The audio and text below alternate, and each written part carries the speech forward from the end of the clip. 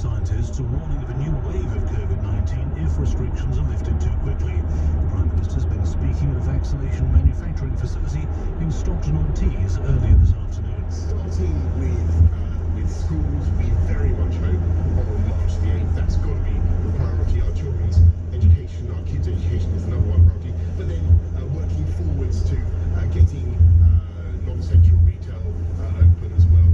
And then in due course, as and when we can, prudently and cautiously, of course, we want to be opening hospitality as well. A trial of the Oxford AstraZeneca vaccine on children as young as 6 will get underway later this month. A group of 6 to 17-year-olds will test the jab to see how effective it is on them. Dr. Grace Lee is from the Oxford Vaccine Group and says it could help save even more lives. We know that the majority of admissions are of older adults, and it does tend to be older adults who are most seriously affected. But there have been a very small number of children who have been admitted and very unwell, and it might be possible that a small subset of children will benefit from vaccination in the future. The US Senate is expected to vote this evening in Donald Trump's second impeachment trial. The former president is accused of inciting his supporters to attack the Capitol building last month. 5 people died in the violence. But summing up, lead Democratic prosecutor Jamie Raskin said the mob were encouraged by him. They attacked this building, they disrupted the peaceful transfer of power, they injured and killed people, convinced that they were acting on his instructions and with his approval and protection. And while that happened, he further incited them while failing to defend us. Police officers needed hospital treatment after a man bit off a chunk of his skin in Manchester. 6 men were arrested yesterday following raids on 9 homes in the Harperhay area. Police had to stop a flight just before takeoff at Heathrow Airport earlier to arrest a passenger on suspicion of child abduction. The 32-year-old suspect and the girl were on a flight to Bucharest. A strong earthquake has hit just off the coast of Japan near to Fukushima. There are no reports of serious injuries. It's just weeks before the 10-year anniversary of the 2011 quake, which led to a huge nuclear disaster. England have beaten Italy 41-18 at Twickenham to bounce back from a shock opening defeat to Scotland in Rugby Union Six Nations. The champions picked up a bonus point after running in 6 tries. Anthony Watson crossed the line twice. And the weather: rain, sleet and snow across western and central areas, moving eastwards. Drier further east with a sharp frost overnight, lows of -1. From Global's newsroom, I'm Glenn Tomset. This is LBC from Global, leading Britain's conversation with Natasha Devon.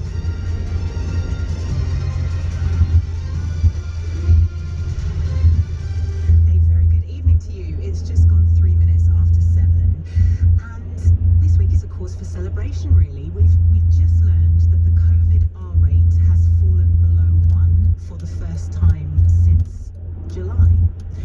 And the rate of coronavirus transmissions across the UK is now estimated to be between 0.7 and 0.9. Last week it was between 0.7 and 1. So that is a sure sign, experts believe, that lockdown restrictions are having an impact and that the epidemic is shrinking. Woohoo! But as surely as night follows day, the moment there's any kind of downturn in transmissions, the Tory backbenchers begin stamping their feet. They've demanded that the Prime Minister announces when we're coming out of lockdown. Today, the Telegraph reported that Tory MPs are demanding that schools reopening on the 8th of March is signed in blood.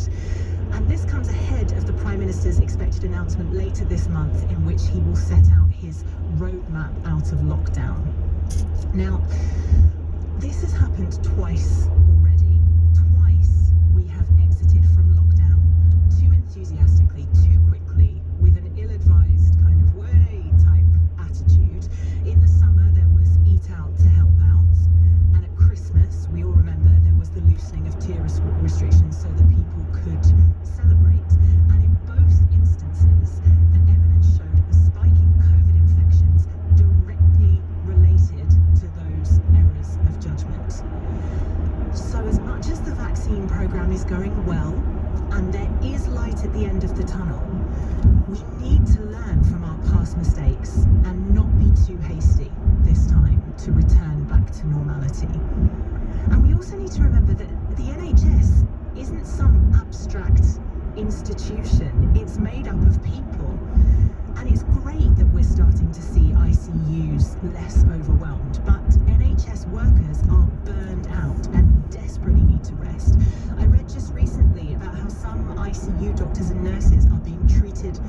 trauma after what they've been through in the past year.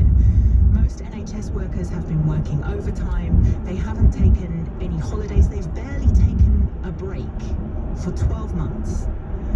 So another spike would be devastating for them. And I don't want you to think, when I'm saying all of this, that I'm unaware of the damage being done to the economy and education and people's mental health as a result of lockdown. In fact, quite the opposite.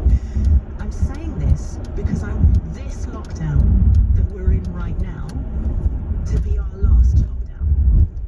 And if we don't do it properly, if we don't tie it up with a bow, we run the risk of having to go back into another lockdown. And that, I think, we can all agree, no matter what our thoughts on lockdown are, that is the eventuality that we are all trying to avoid. So here are my questions to you this hour. First of all, what should this roadmap back to normality, as Boris keeps calling it, what should that look like? How can we do it safely? What should our priorities be? Who should be returning first? Should it be schools, or are there industries that we should be prioritising ahead of schools? And if you're listening from abroad, is there anything that's happening where you are that Britain can learn from as we negotiate this potentially perilous period of time? I also want to know whether you think, as I do, that the Prime Minister needs to grow a pair, frankly.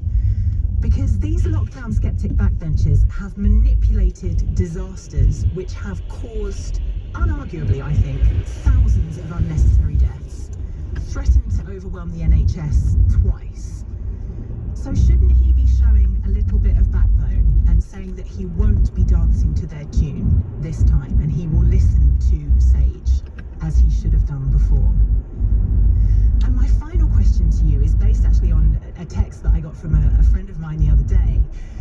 And my friend is exasperated with these constant predictions from Matt Hancock and Boris Johnson, which in many cases don't come to fruition.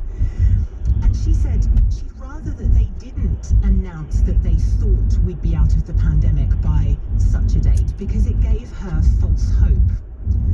And I wonder if you agree with that, or whether you think, no, they need to be making these announcements. They need to be telling us what they're thinking, even if that thinking changes, because we all need a point to work towards, even if when we get to that point, we learn that there's another leg of the journey to go.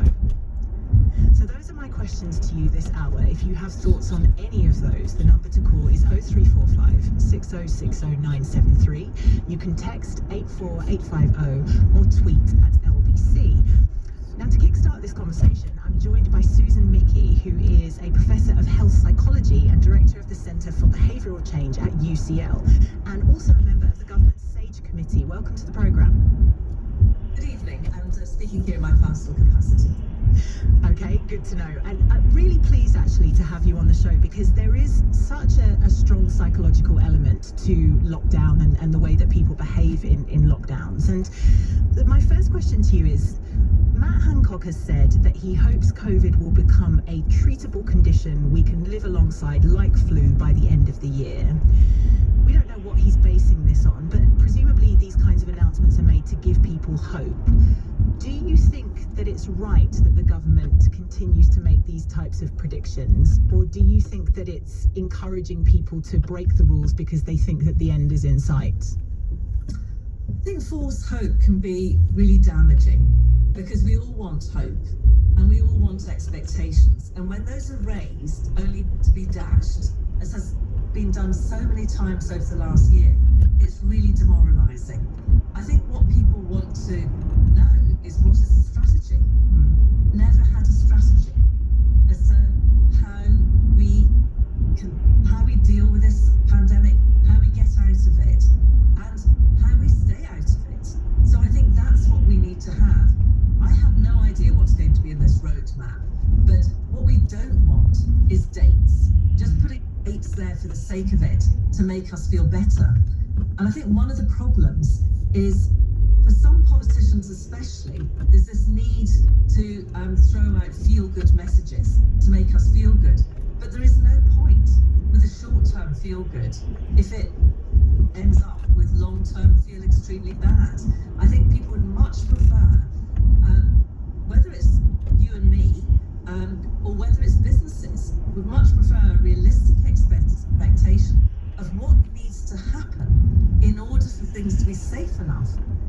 lift what restrictions? That's what we need to know. It's almost we need to know the milestones, you know, the signposts along the route. We don't need to know at what date are we going to get where, so we can all jump out of our cars and have a party. It's you know, what are the criteria? So we've got some way of thinking about it. That's what we don't have at the moment. And, you know, your comments, I absolutely agree with your comments. I think that was a beautiful opening to this discussion. You really summed things up incredibly well. Thank you. But anybody who says we have to learn to live with this like flu, the problem is this isn't like flu. This is a much more dangerous disease than flu is, and much better to think about measles. You know, we have really worked hard as a country. I mean, when I was a child, I had measles. Everybody I knew had measles. It caused terrible long-term damage and death. And we have